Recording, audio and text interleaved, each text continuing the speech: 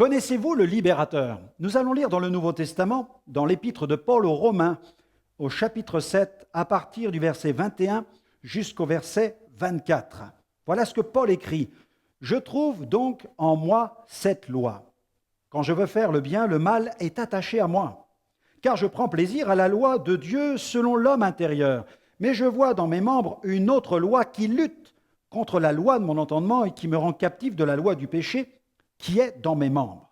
Misérable que je suis, qui me délivrera de ce corps de mort?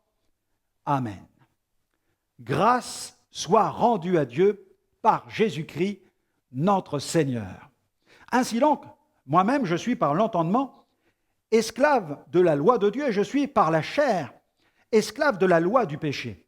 Il n'y a donc maintenant aucune condamnation pour ceux qui sont en Jésus-Christ. C'est ce que déclare Paul aux Romains, chapitre 8, verset 1er. Le dictionnaire donne la définition suivante de la passion.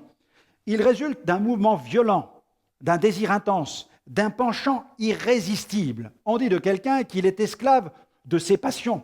Le mot provient du latin passio, qui signifie souffrance. Les passions sont les conséquences directes d'un mal intérieur plus profond que la Bible nomme le péché. En premier lieu, il est impératif de régler le problème de l'esclavage auquel tout être humain est soumis à cause de sa nature, l'esclavage du péché. Êtes-vous chrétien?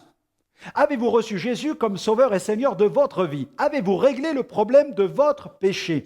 La Bible est claire, tous les êtres humains subissent la tyrannie du péché. Seule la réconciliation avec Dieu par Jésus-Christ peut libérer l'homme de cette domination spirituelle. Dans le passage biblique, Paul exalte celui qui peut donner la délivrance par la puissance de son Saint-Esprit, c'est Jésus-Christ. Le chemin de la victoire sur votre nature charnelle passe par la découverte de la grâce de Dieu qui se trouve en Jésus.